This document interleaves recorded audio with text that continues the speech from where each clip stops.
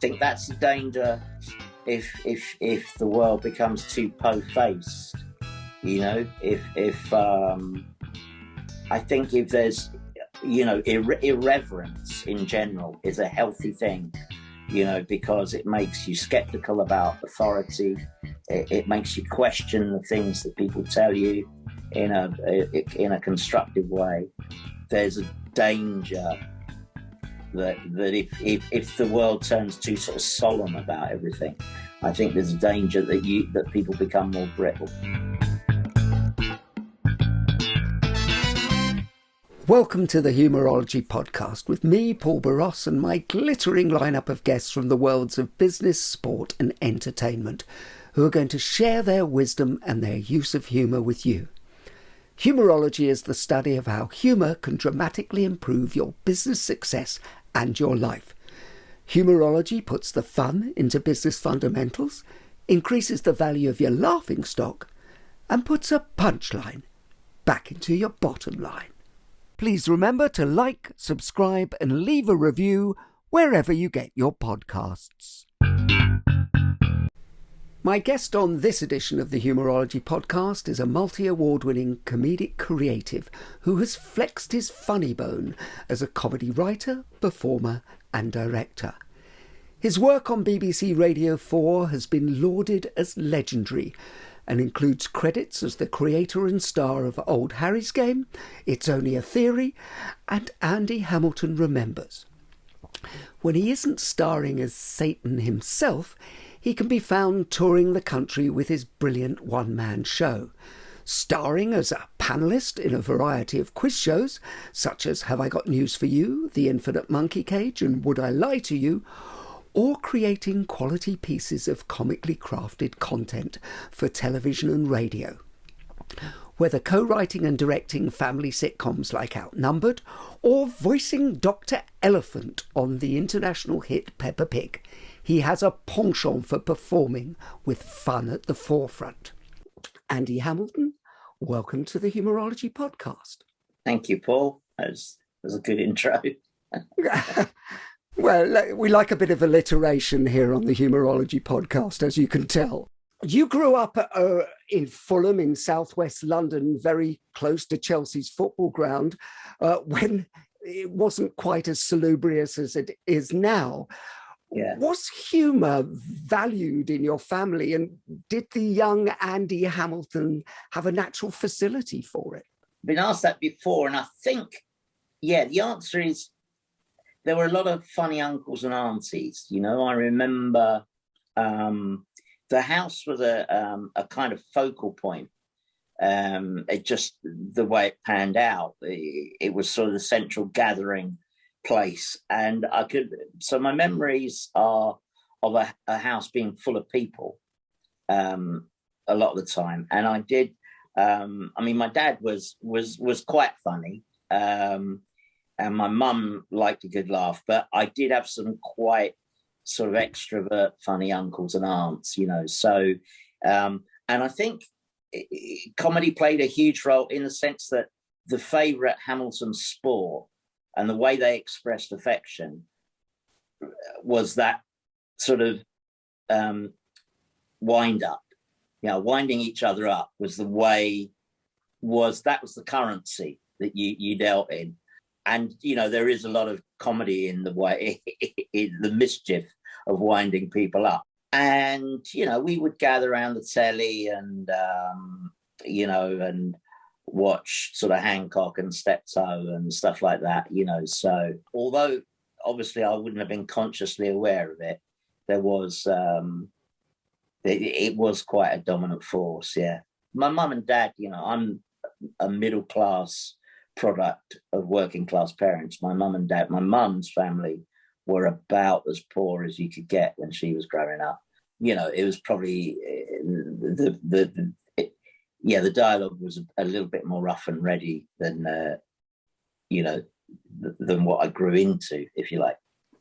Yeah, I'm intrigued by that because my mother was from the East End of Glasgow, and right. Similar to your mother, that poor background where, you know, there were no inside lavies until she arrived in London at 18 years old.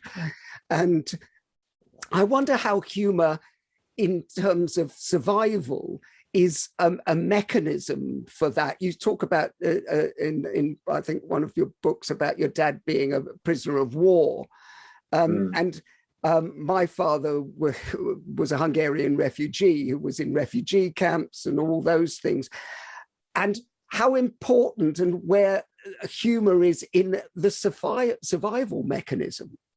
Yeah, no, I'm sure that's true. I mean, I didn't meet my maternal grandmother, but I mean, she must have been a remarkably resilient woman. Her life reads like a sort of Barbara Cookson novel, you know, just extraordinary difficulty that she had. But all her kids had lovely, warm natures and could always see the funny side of things. So I can only imagine they got that from her. You know, I mean, to give you an idea of how poor they were, my mum would tell a story about how when she was at school in Newcastle, they'd send inspectors round, charity inspectors would come round, and the children would be told to stand on the chairs so that the inspector could look at their shoes, their footwear. And Mum had these terrible old shoes that were falling apart, but that she liked.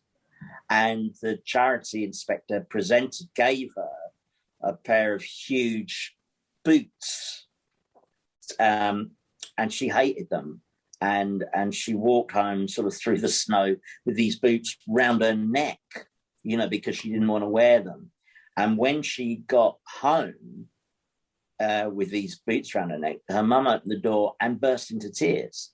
And of course, Mum presumed that her mum hated the boots as much as she didn't, because they were tears of relief, because, you know, someone had given her kid proper shoes to wear, you know, and the winter was setting in, and that's how poor they were, you know. And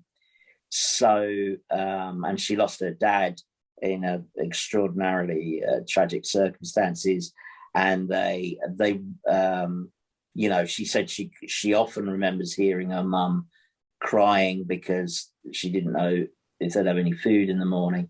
So I'm sure that, given that there was no welfare state, your sense of humour would be one of the last defences you have against how awful that must have been, particularly for her mum, who was a lone parent in an impossible situation. Yeah, I mean, I think it is the last line of defense, and that's why everybody has a story about something funny that happened at a funeral, or, you know, that they remember these moments of or something someone said, or they remember these comic moments as being little kind of rafts of sanity in mad moments, you know. So do you think that humour generally aids resilience? Yeah, I think it does. And I think that's the danger if the world becomes too po-faced, you know. If I think if there's, you know, irreverence in general is a healthy thing, you know, because it makes you skeptical about authority. It makes you question the things that people tell you in a constructive way, you know. And I think that there's a danger that if the world turns too sort of solemn about everything, I think there's a danger that people become more brittle. Yeah. Yeah, and it's interesting, isn't it? Because also, as well as the things you just mentioned, it bursts the bubble of, or punctures the bubble of pomposity, isn't it?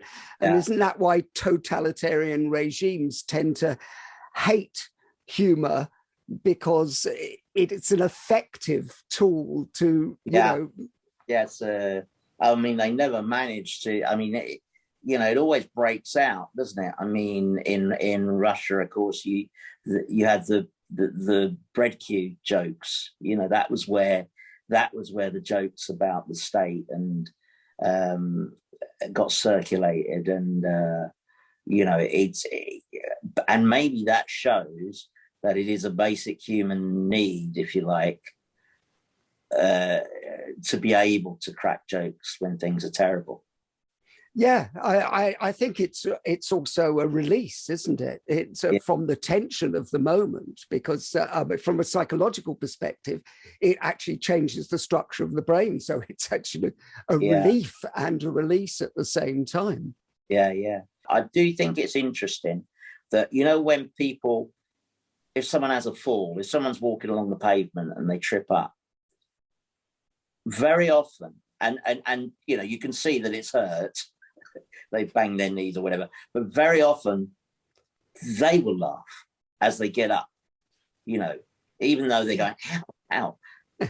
And I think the nearest thing I've read to a sort of an account of that phenomenon that makes sense is that you laugh as a signal to the rest of the tribe that you're all right. It's a way of distinguishing between something they've got to worry about and something they don't have to worry about. So you are signaling to the tribe it's okay. I mean, I suppose the troubling question is whether you are signaling that you're okay because you don't want them to leave you behind, or whether you're just doing it for the good of the tribe, that they don't waste time coming to see if you're okay. Well, actually, and isn't it also a signal that you are strong? And so therefore you are useful to the tribe, and you don't want to be left. Yes, that's right. And don't leave me behind for the saber-toothed tiger. Look, I'm fine. I laugh off. There's a bit of blood, but I'm fine. Yeah. It's just a flesh wound, to paraphrase Monty Python. Yeah. Yeah, that's true. We're talking about things that, what makes you laugh, Andy? In any given day, I mean, just the world in general, really. I mean, I went to Wimborne last weekend. I was doing a show in Wimborne, and me and my wife Libby went and stayed over. And I was walking around Wimborne, and there was it's got nice old churches and old Elizabethan buildings and stuff, and but there's a Salvation Army place, and they had a big placard outside, quite nicely produced, and it said, "Of course there's a God. Now stop worrying and get on with enjoying your life." And that, the tone of that kind of course, why are you being centuries discussing it? But fundamentally, the whole kind of carousel of people. But in terms of sort of my getting through the day, it's just little things you see and hear. Is there that danger? Obviously, I know lots of comics, and is there that danger that making a living from comedy, you're always analysing? Why is that? It's that whole thing about a bunch of comics and writers in a room, and you're performing to them, and rather than laugh, they'll actually think about it and go, funny. Yeah, they'll evaluate rather than evaluate. That's a good one. The laugh. Yeah, that is a risk. I mean, I think when I was younger, I had a tendency to watch and evaluate rather than just enjoy, but I don't do that now. It still amazes me how polarized people's opinions can be about whether someone is funny or not, Yeah, well, you've spent your whole working life being reliant on people making this strange involuntary action, yes, i.e. laughing. Is that very stressful in general? And what's the antidote to that? Because you're always on that knife edge, aren't you? Well, I suppose it depends on the context. Like if I'm doing the one-man show, fundamentally, I because that's not my main job, my proper job, in the days when you wrote your job on your passport, it said writer. That is my real job. I go out and perform as a kind of, for myself, really. I go out just to have a good time. And so I don't find that stressful, because I know that provided I go out and talk to them in a natural, as long as I am myself, I'm reasonably confident that I'll be able to make them laugh, you know. Where I suppose it is stressful is if you are writing, say you're writing a sitcom and you've rehearsed it all week, and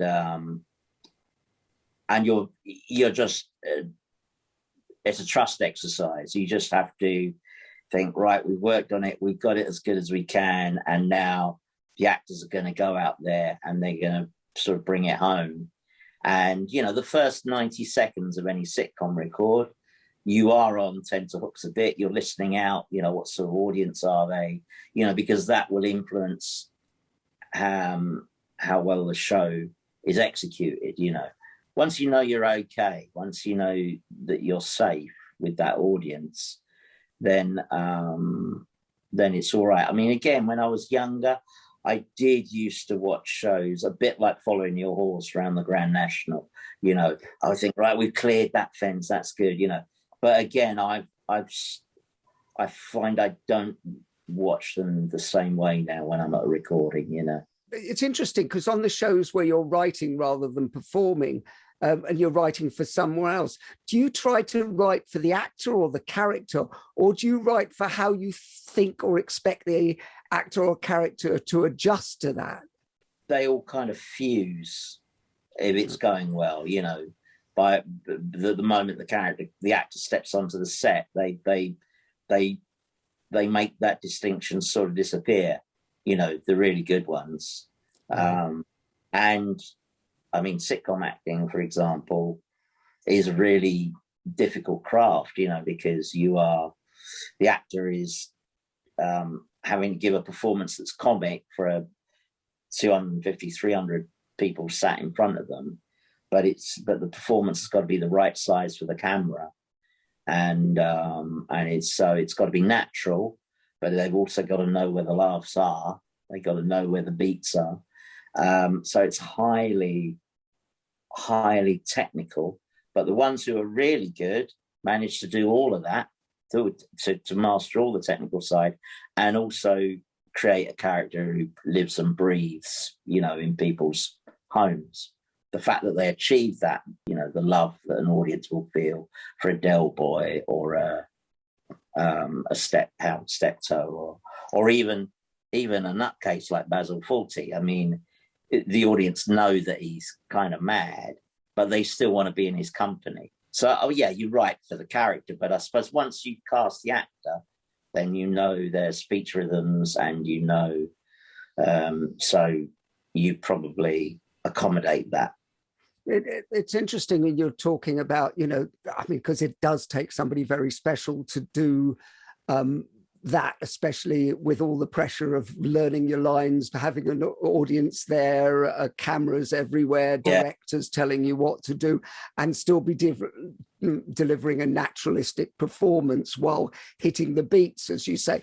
Do you think that that is a gift given from God, for want of a better word, understanding where the funny is, or can it be learnt? That is really... No, I think that's an intuitive gift. I think knowing where the joke is, so knowing instinctively that if you emphasize that word, it is funny, and if you emphasize the other word, it isn't. Or knowing, you know, where to pause, or knowing how brave to be with the pause. I think those are intuitive things. I mean, I think, you know, direction, you could give guidance, and in rehearsal, there's sometimes a process of experimentation, you know, because some lines, for example, there's probably more than one way of doing it and being funny, and you kind of experiment. You feel a lot of great sitcom actors, you notice in rehearsal, they're always ruffling the lines slightly, just trying out different permutations of it, and then they decide which one they're most comfortable with, and that's the one they do. And the ones who do have that intuitive gift are right 95% of the time, you know. Because a lot of people who listen to this podcast aren't, obviously in the business, and they want something to take away for themselves. You talk about intuitive gift, but you can build on that, can't you? If you can hear funny, you can learn to be funnier. How do you think you can learn to be funnier? Well, I mean, I suppose if you take the approach that it is fundamentally a version of storytelling, mostly. I mean, if you mean wit, kind of the ability to come back very quickly with a funny thing quickly, that's maybe slightly different. But in terms of telling a funny story, either an anecdote about an experience or a funny story, or a shaggy dog story, or a sort of like a Jewish joke or something like that. A lot of whether a joke gets a laugh or not depends on whether the information is laid out in the right order, and which bits you keep back, and stuff like that. I think you can improve that kind of comic storytelling muscle. But what I think will be hard to synthesize, if you like, is the instinctive grasp of where the funny lies in a particular thing. Does that make sense? I'm not sure. Yeah, no, it makes complete sense. But because I think actually there's a lot of that which is true in psychology as well, about listening and properly listening and connecting to yourself and to the person you're telling the story to. And that's where wit comes from. And I think storytelling is about structure and understanding where that needs to go. Talking of funny stories, can you tell me a true funny story about something that's happened to you? Something that could have been very nasty, but wasn't. When I was about 7 years old, we lived next door to this playground. It was a very hot day. There was a big heat wave, and the tarmac in the playground was sort of melting a bit. And there was a kid called Joey Annucci who'd got a dart, and he was amusing himself by chucking the dart, and it was sticking in the tarmac. And me and my brother were sitting in the shade at the bottom of this fence. And I've got a memory of my brother saying, "Let's move. I think we should move." And then the next moment, I thought, "Oh, I've been hit on the forehead by a stone." That's what I thought it was. But when I opened my eyes, I could see feathers because the dart was sticking in my eyebrow bone there in my forehead like that. And there was I don't remember, there's no blood or anything. It was just in the bone like that. And my brother, with amazing sang-froid, really, for a 13-year-old boy, said, "Okay, we'll go. Let's go home. Mum will know what to do." Said so. He led. The house was about 40 yards away, And so my poor mum opened the door, and I was a tiny kid, that's no surprise. And she looked down, and I was standing there with this dart in my head. And my brother said, "Andy's got a dart in his head," which I'm pretty sure she spotted. Because mums have an instinct about this stuff. And so what was funny about it was how downbeat it all was, because obviously my mum, you can imagine, I mean, your heart would be in your mouth, wouldn't you? But she said, "But of course you've got to stay calm for the kid, you mustn't panic the kid." So she said, "All right then, well, let's go down to the hospital, see what they say." And she'll put a gun and let me. And I remember walking down Highfield Road where we grew up, and of course all my mates and everything, I was still in the playground. "Hey, okay, you all right?" I go, "Oh yeah, got a dart in my head, got to go to the hospital." And then we went to Princess Beatrice Hospital, I think it was, which was at the top of the road. Looking back, it was funny how people were determined not to make a fuss about it. I mean, now, of course, everyone would be photographing you on their phone, and you'd probably be splashed all over the front page of the Daily Mail as an example of broken Britain, But in those days, So that was, one example of something actually quite serious, but that had a sort of, really comic aspect to it, Yeah, you could have been a TikTok internet sensation. Yeah.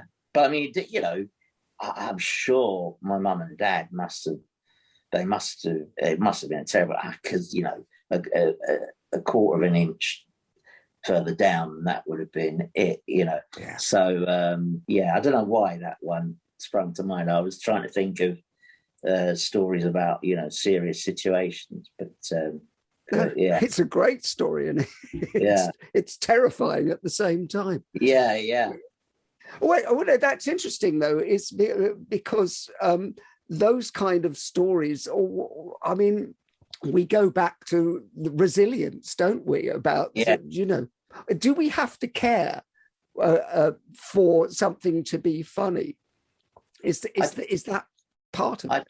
I don't know. It's interesting what you're saying about the resilience thing, because I don't remember. I mean, maybe it happened when I wasn't there, but I don't remember a huge fuss being made. Do you know what I mean? I think an incident like that now, you would probably expect a visit from, some kind of professional. Probably someone would go and see the parents of the child who threw the dart. There would be, you kind of imagine there would be a bit of a post-mortem on what happened. But my memory is, and maybe that's because they were a post-war generation, they were used to, so they weren't going to get worked up about something bad that nearly happened, right. Because they'd lived through genuinely bad things that actually happened, So I don't know, but it's an interesting thing. You do a phenomenally successful one-man show, and I know why, and they're great. What tips can you share with people about how to get humour to work on stage? And I mean this for people, anyone who isn't, somebody who's got to make a wedding speech, somebody who's got to talk at their company day, all those things. What tips can you give for them? Well, the first one, which is probably the hardest one, is to try to relax, because the more relaxed you seem, even if it's a front, if you come across as relaxed, then the audience feels safe and they relax. And if they relax, they are going to laugh more. I mean, to put it at its bluntest. I mean, so that would be the first one. And I suppose the other one is try to be yourself. I mean, those two sound a little bit contradictory, don't they? But sometimes people kind of think, oh, I'm supposed to be being funny, and that's always what kills it, isn't it? You've got to be telling a story. You've got to be in the moment, which is not an easy thing to achieve, but and I suppose the other thing is read the room. You'll know from your performing days that you kind of sometimes you sense that the audience aren't up for a certain kind of thing, so you need to sort of, if possible, be able to mentally self-edit. If they don't seem like the crowd who are up for that kind of story, then don't do another one. Don't impose on them. Well, I think that's very true, and it's about listening to the audience, isn't it? Really, yeah. I mean, and when we talk about listening, we're talking about listening off the top. So you're actually sensing. You can tell when an audience, if you look at their faces, if they're up for it. Yeah. Well, and taking your time is the other thing, not rushing. Because if you rush, if you seem to be rushing, then you won't look relaxed. If you seem to be gabbling, or if you look at all the great stand-ups, they are quite happy to take their time. Whether it's Dave Allen or, Dave used to do it just sitting on a stool with a a glass of whiskey. I mean, but even like Billy Connolly, you know, Billy does quite a lot of pacing around while he just lets them settle after the last laugh, and while he kind of organizes his thoughts into which direction he's going to go in. You know, once you're inside the story or the joke, you need to be reasonably, you know, you need to give it color, but so, you know, you mustn't be boring because you're taking your time, but it's just that thing of not rushing. Yeah. Yeah, I'm intrigued from a psychological perspective, because in psychology, we say that if you want anyone to go into any state, you have to go into that state first. And what you just described was perfect state management, whereby the audience goes, oh, they're relaxed, so now I can be relaxed as well.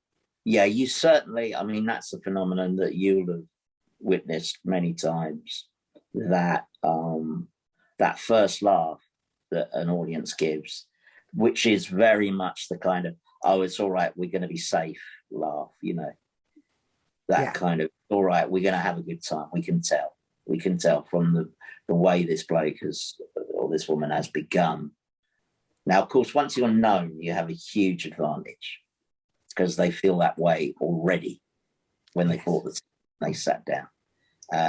But when you're new and the crowd don't know you, you know, that moment is the critical one, I suspect. Well, it's first impressions as well, isn't it? Because people very rarely change their minds or if they do, it takes an eternity to change their mind. So you have to have that relaxed persona, authenticity, like you mentioned, and the ability to go. It's like the supply teacher who goes, "I've got this," rather than the one who bumbles in looking nervous. You know? Yes, there's a lot of comparisons between supply teachers and comedians, I think. I loved your new book, Longhand, which is phenomenal. Look, by an astonishing coincidence. Look, no way. Who'd have thought? Actually, for our audience watching on YouTube, can you open it out? Because it is a phenomenal to look at inside as well. And you don't normally say that about a book. It is genuinely unique. And I know people who say things unique, you know, usually that's bullshit, marketing bullshit. But as far as we're aware, and this is the first novel to be published in handwriting. There you are, it's in handwriting. Now the handwriting is probably backwards, isn't it? So it'll look, but no, it is legible.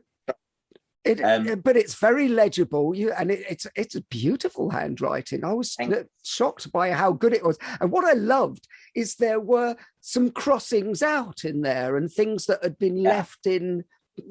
And was that deliberate? Yes. Not every crossing out is deliberate. Yeah, I mean, we are confident that is the only work of fiction that's been printed in handwriting, unless, well, if you want to go back before Caxton put all those monks out of work, you know. But this, I mean, you got Wainwright's Lake District walks and stuff. But well, as you know, the situation in it, you know, the reason it's in handwriting is not completely arbitrary. It is that the man who's written it has to write a very long letter to his loved one to explain why he has to abandon her after 20 years of happily living together in order to protect her. And he's writing against the deadline. You know, he's got to get it finished quickly and get away from her if she is to be safe. So I thought, well, a man writing against a deadline like that, you know, if he made a little error, he wouldn't go back and write it out again. He would just cross it out. So there were those kind of crossings out. But there are also sections where the crossing out tells you about his state of mind. And that was inspired by, I went to the British Library and I was looking at a wonderful old letter by Queen Elizabeth I. And it's a letter to her courtiers explaining that if it's all the same with them, she will decide whether she marries or not and who she will marry. And it starts off, she's got lovely handwriting. It starts off in this beautiful copper plate. But as the letter progresses, it gets more and more jagged. And then there's lots of crossing out and then writing up the margins and, and it was such a perfect essay in understanding someone's state of mind as they were writing the letter. So, yeah, there's a few places in the book where you can tell he's getting upset or frightened because of the crossings out. Yeah, and sometimes, as you say, sometimes you can see what he crossed out. You can see what he chose to try to hide. I mean, I don't do it sort of perversely, but you always try, as a writer, the one of the most attractive things is to do something that's completely original that no one else has done before. And I thought I just hadn't seen storytelling done that way. So, but it's a great book, and I advise all our listeners to rush out and buy Longhand as soon as possible, because you really, really will love it. It's phenomenal. If I asked you to write a business case, Andy, for humour, what would you include in it? Well, fundamentally, I would say happy people are more efficient. Even from a ruthless commercial perspective, it pays to have a good environment, a good working environment, and humour is sort of crucial to that. So that's probably the place where I'd start. Given that it will foster resilience, then that will promote a working environment where people don't lose morale too easily, don't sulk too much. I mean, it's quite interesting. I don't know if I was watching the Blair Brown documentary. I've seen the first one, and yeah. Well, there's a moment in that where Gordon Brown at the very end, where the writing is on the wall and they know he's got to resign. He had this sort of couple of hours just sitting in number 10 with all these kind of mates from New Labour. And Ed Balls said they just told each other jokes. Often they retold terrible jokes that Gordon Brown used to tell them and sort of laughed at how bad the jokes were. But that was their response to the imminent death of the New Labour project, really. It was a moment of affection and bonding. And actually, Ed Balls said it was quite touching. And I just thought it was really interesting that that's what they fell back on, But I would say fundamentally, given that it greases the wheels of sort of human interaction, then, I mean, if you've got an office that's humorless, then you would have a real problem, wouldn't you? Well, it's interesting because you've worked in so many creative environments, going back to sort of working with Roy Hudd on the news headlines, and you talk about him creating an atmosphere. And I know you work with and in the offices of Hat Trick. What do you think is the secret of creating an environment where creativity can flourish? Well, that's a really interesting question, because when I started out, there were a lot of shows where you were a contributor, paid contributor, but you were in a room with lots of other paid contributors, and you weren't, you all had different size commissions and you were all at different rates. And that did sometimes create a kind of wariness about sharing comic ideas, because you were effectively competing with each other. Now, friendships formed, and you found, like with Guy Jenkin, we would always kind of swap ideas, and you'd say, "Oh, this is very funny, I think, but I can't find a way of ending it," and that kind of cross-pollination would happen. but the money got in the way. So I remember we did a show called Who Dares Wins on Channel 4. Brilliant. And what we did was we had 6 writers, and we just said from the beginning, everyone's on the same money. Everybody's on the same money. And that the writers' room on that show was a really productive writers' room because we were cross-pollinating all the time, you know. So you had a massive sort of engine of creativity, and we had a lot of show to fill as well. I mean, initially it was an hour long, it was 52 minutes worth of program, you know. And it also fostered sort of quite an adventurous approach, you know. So we did some sketches that were on other shows would probably have been ruled out as being practically too difficult. But I think, it gave us a sense of adventure and the fact that we were all in it together.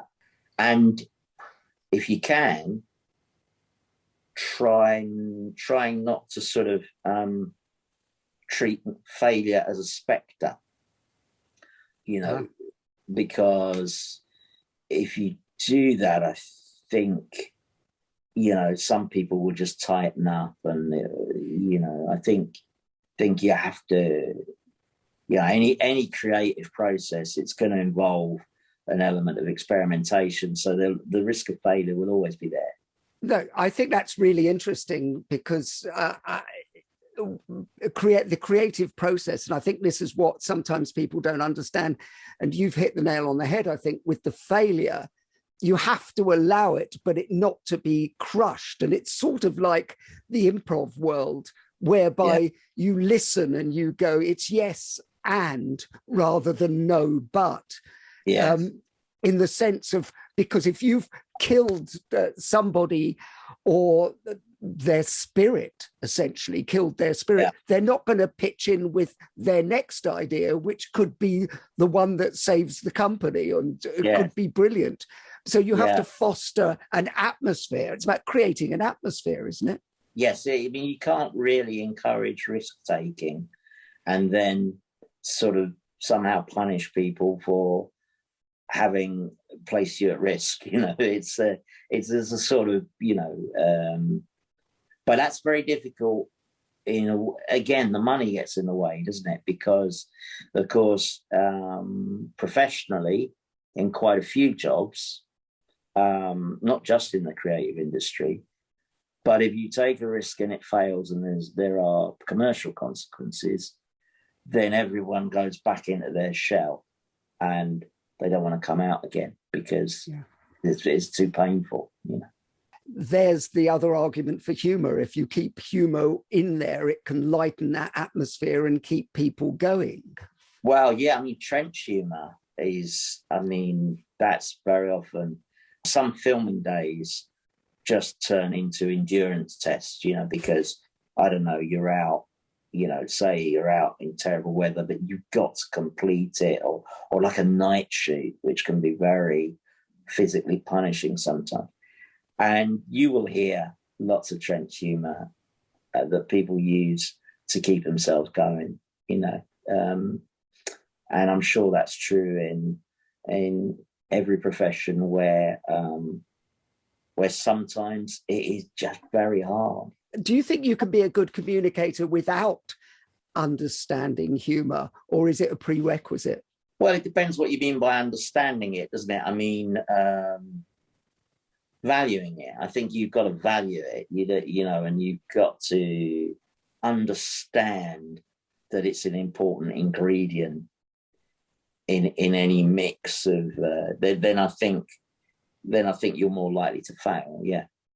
We've come to the part of the show, Andy, that we like to call quick fire questions. Okay. Quick fire questions. All right. Well, I may not have my quick fire answer brain in, but I'll do my best. Brain got in there at the moment. I'm sure you will. Who's the funniest business person that you've met? I can't remember his name. That's a good start. I did an after dinner once, years and years and years ago, for the waste industry. And there was a chap there, and he just told me all the secrets of the waste industry. And he was very, very funny. But that's not much use to you, is it? I don't get to meet many. What about in television business? Television? Well, I mean, the person, he's a good friend. I worked with him a lot over the years, and he's actually in Old Harry's Game. He plays the most revolting human being ever to walk the planet, Thomas, in Old Harry's Game. But Jimmy Mulville is very funny. No, Jimmy. John Lloyd. I mean, I don't think of them as businessmen, although of course they are as well. They have to be. And Michael Gray is funny. I don't get out much. No. Jimmy Mulville, John Lloyd, and Michael Gray. Funny enough, I think you were there. I know Guy was there at Bill Stewart, William G. Stewart's funeral, and Michael Gray made a very funny eulogy. Yeah. Well, William G. I mean, he was a lovely man. He was a great character. I grew up with him. He was like a second father to me, which is so.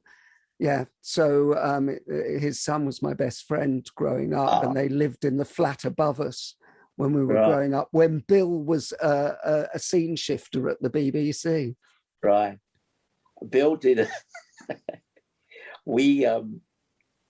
Bill got a series of one-off plays commissioned at what was then Central TV. And we went along to this meeting. There were 4 plays. It was called Tickets for the Titanic. They were satires on, the modern world. And the people at Central didn't like the ending on one of the plays written by Barry Pilton. And so Bill was putting up quite a steadfast defense of this play. And then he did this thing, which was obviously a negotiating ploy. He said, well, I'm sorry, but, I'm not prepared to compromise on this unless you accept all 4 plays as they are written. I don't think we've got any more to talk about. We need to put his something back. And he got up and he was walking out. And the writers are sitting there. Of course, we're not used to this. And we're thinking, I think we're supposed to walk out as well. So we all got up after Bill. And I remember Bill saying, you could have walked out a bit more decisively, and it was. And sure enough, they called us back in and, that's so Bill. That is so Bill. God rest his soul. What book makes you laugh, Andy? Catch-22 makes me laugh. Joseph Heller, brilliant. I read that not that long ago. That made me laugh a lot. What film makes you laugh? Some Like It Hot makes me laugh. I love all of Billy Wilder's films, not just, he did every kind of film. I'm just in awe of him. We caught the other night on telly, I caught the original version of The Producers again, which although it was full, there are lots of things in it that, would not be tolerated now. Just Zero Mostel's performance in it, I'd forgotten how funny he was. Taking a shift to the other side very briefly, what is not funny? That's pretty hard for me. I mean, I think there's comic elements to pretty much everything. I mean, it's quite interesting. I used to open the second half of, I hadn't done my one-man show for about 2.5 years, but when I was doing it last, I used to open either the first half or the second half with a joke about Trump. I used to come on and I'd say, I'm a bit down. I've been watching the news. You won't believe what President Trump, what he's done now. And I'd say, okay, I said, President Trump is now saying that he intends to build a wall between America and reality. and and then I do this thing about, he says too many facts are sneaking undetected into the country. And so I create this little kind of surreal. When I watched the mob storming the Capitol, I did think to myself, maybe I won't do that joke anymore, because it came true in a bad way. And, he kind of did build the wall between them and reality, and that's his legacy. So sometimes I think the joke turns it curdles on you a bit, but in general terms, I think there's usually a funny grain of something in most situations. And, I'm not weird. I don't laugh at other people's misfortune or tragedy, but I mean, even something as horrible as the Taliban resuming power in Afghanistan, there is something comic about the sort of blatant male insecurity of all those mujahideen walking around still waving rocket launchers around, isn't there? Yeah. I mean, you couldn't give a more kind of graphic picture of male insecurity. That they're literally carrying these massive penile weapons around. After the conflict is over, when there are no planes to shoot down or no tanks to shoot, they've got rocket launchers, not just guns. So. Yeah, I think there's comedy to be found in most things. I mean, I suppose what is not funny, I suppose, is jokes that are purely there as ways of communicating hatred. I mean, so, and this is a really, really hard area. Sometimes when I'm talking about it on stage, I'm conscious of if I make a misstep, I could easily get myself cancelled. But it's quite funny. I mean, I've had 2 of my adult kids at home with us during lockdown. It's been lovely, but there've been some very lively dinner time conversations where I've ended up sticking up for the 1970s a bit. And what I think is quite interesting is there seems to be this sort of general notion that we all walked around in the 70s sort of gladly condoning racism and sexual assault. But I'm sure, as you remember, that there were lots of us saying, no, a lot of the stuff Benny Hill is doing is not all right in the 70s. There were lots of us who were astonished that the black and white minstrels were still on television. I was having to explain to them that actually most of the people you spoke to in the 1970s did think Jimmy Savile was creepy. I mean, that, sure. We were, I remember being bewildered as to why is this slightly dodgy sort of guy do. You could see it in the shows. So this notion that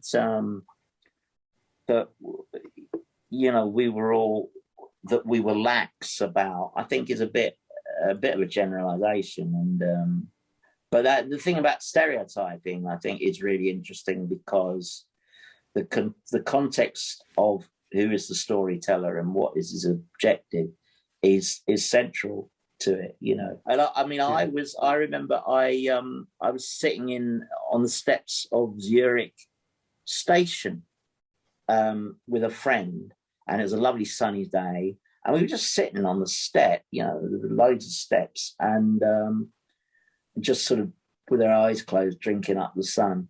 And this policeman came up to us and said, "You can't sit there." And we weren't obstructing anything. I said, "Well, why not?" He said, "You make the steps look untidy." You think, well, how Swiss is that?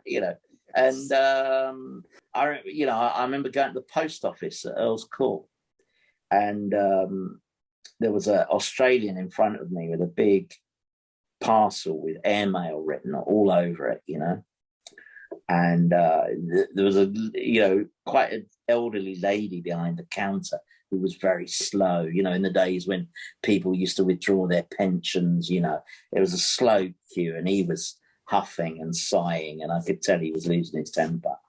And he finally got to the front and he plonked his parcel on this woman's on the counter, and she looked over her glass and she said, "I see, and you want this to go by airmail to Australia, do you?" And he looked at her and he said, "No, I want it to go to Venezuela by fucking submarine." Fantastically. But again, that is like the Ocker Australian in a nutshell. So their observations on cultural differences, but you have to fill it out. You have to find a way in, and anything can be funny if you have the right intent and you find the right way in. Yeah, and there has to be almost like an element of joy at finding these elements of ridiculousness in different communities, Yeah, I think so. So what word makes you laugh, Andy? Oh, well, currently, I'll tell you the word that makes me laugh is learnings. That makes me laugh. I mean, jargon often makes me laugh, and I often find I instinctively like to write characters who abuse the language in the form of jargon. But the learnings is currently making me laugh, and when people use it on the telly, I get the giggles because it's become the new. I think you hear a lot of politicians use it. So we don't learn lessons, we take away learnings. I'm intrigued by what they think the difference is. I suppose learnings sounds less bossy, less sort of autocratic, but why they decided that the word lesson is a no-go noun now. But you hear it. Matt Hancock used to use it. God bless him. It just seems to have found its way in, and I always think it's funny because I think the moment I hear the word learnings, I immediately presume someone's being insincere. Yeah, well, and I actually think it's probably completely deliberate in the sense that they don't want to think that anybody should think that they have to learn lessons, because they don't. They're taking away learnings, and they are learned because they're taking away learnings. Yeah. What sound makes you laugh? That's an intriguing one. Well, I can always make my daughter laugh by blowing a raspberry. So, and I've never been a big raspberry blower, but for some reason, it just finds a way in. And she is now, an investigative journalist. She's a serious person out there in the world. But I know that at moments of peak stress, if I blow a raspberry, it will make her laugh. It's a wonderful comedic anchor, isn't it, between you and her as well? So, no, it's a perfect answer to a quick-fire question. You went to Cambridge. Would you rather be considered clever or funny? No, funny, I think. I mean, what is clever anyway? I mean, who gets to decide what is clever? I mean, you know, the world is full of clever people who have huge hidden stupidities, well, not even hidden sometimes. I mean, being clever per se is not actually that much use, I mean, no, I think I'd rather be funny than clever, Yeah, I think most funny people are clever anyway, so that's probably the answer to that. And finally, Andy. Yes. Desert island gags. You can only take one joke with you to a desert island. What is it? Yeah. Well, this is a joke that divides audiences. Because sometimes you tell it and an audience laughs. Sometimes you tell it and they just look at you in bewilderment. But it's a joke. It was a joke that Barry Cryer told to me. And I just like the surreal kind of simplicity of it. It's a skeleton walks into a pub. He walks up to the bar and says, I'd like a pint of lager and a mop. But because you have to do that extra bit of work, what happens when we used it in an episode of Outnumbered. We gave it to Ben to explain to his auntie, his rather humorless auntie. And we made him explain it to her and kind of draw a picture of what would happen. But I think that's the skeleton. Yeah, I'd like a pint of lager and a mop. Maybe that would be my desert island gag. That's brilliant. It's with you on the desert island. I'd like to thank you for being a wonderful guest. Pleasure. Andy Hamilton, thank you for being on the Humourology Podcast. Thank you for having me. The Humorology Podcast was hosted by Paul Boross and produced by Simon Banks. Music by Steve Hayworth, creative direction by Les Hughes, and additional research by Helen Sykes. Please remember to subscribe, like, and leave a review wherever you get your podcasts. This has been a Big Sky production.